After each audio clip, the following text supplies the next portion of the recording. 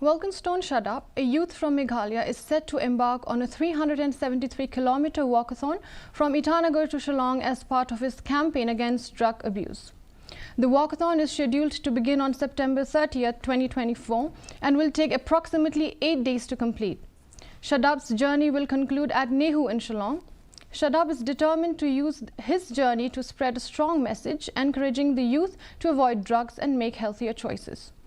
By walking such a long distance, he hopes to awaken a sense of responsibility and action among young individuals, shedding light on the growing issue of substance abuse in society.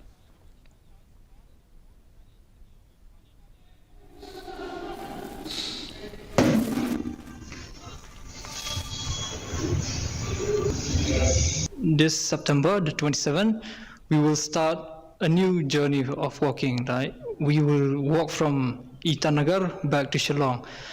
And the reason for this is we want to create an awareness against drugs. We will walk from Itanagar while spreading awareness, which means we will interact with students or communities along the way.